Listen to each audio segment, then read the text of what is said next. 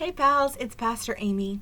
I am enjoying sharing these stories with you to prepare our hearts for Easter. Last week we learned the story of Palm Sunday, and today's story is about the time when Jesus went to the temple in Jerusalem. This story can be found in the book of Mark in chapter 11 and in chapter 12. So again, that's Mark 11 and 12. I'm actually going to read the story to you today from a storybook that helps us imagine what it might have been like. It's called Read, Wonder, Listen. It's a really neat storybook because it puts several stories together. So we're actually going to hear more than one story today as we listen to the reading for today. I hope you enjoy it.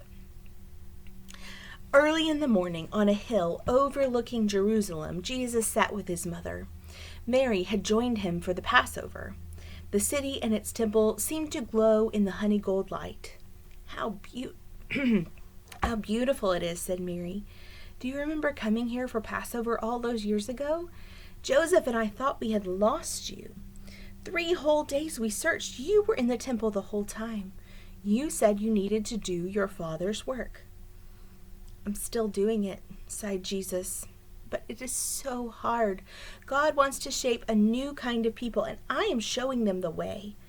But many do not want to change. Sometimes I feel like a mother hen. I want to gather all my chicks under my wings, but all they do is peck and scratch at me.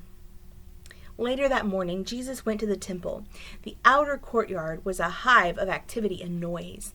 Money changers sat at their tables, taking money from around the world and trading it with coins that could be used in the temple.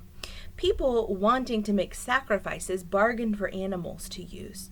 Sheep bleated, oxen bellowed, doves and pigeons cooed from their cages.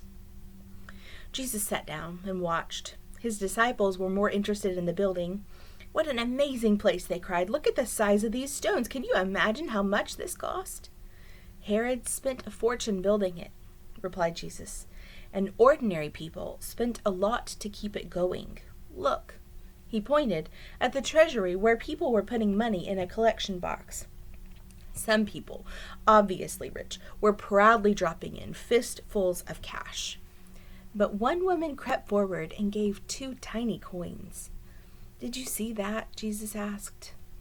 What a kind and giving heart she has. But she is poor. She needed those coins to buy food. The priest should be feeding her, not taking money for themselves. Jesus sounded angry. He was drawing a crowd. The temple is supposed to be a special place to be with God, he cried. A place to remember how God wants us to live. But look around. Some have too much and others are going hungry.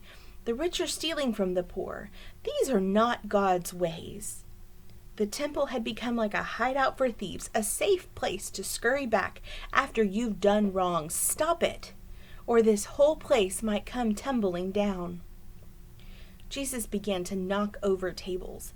Coins rolled over the stones, and the money changers scrambled after them. Birds flapped and squawked and panicked as their cages tumbled to the ground. The leaders of the temple sent guards to arrest Jesus, but crowds blocked their way. Jesus slipped out and went safely home. Have you lost your mind? Demanded his disciples. What kind of a show was that?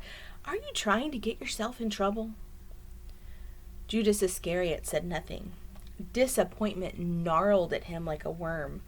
He had set out to follow a king, not a prophet. Jesus was not the Messiah he had hoped for.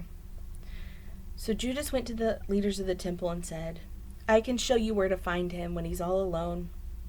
There'll be no crowds to save him. In exchange, the temple leaders paid Judas 30 pieces of silver. The story gives us a lot to think about and a lot of goals for how we do church and how we do life together as people who follow the way of Jesus.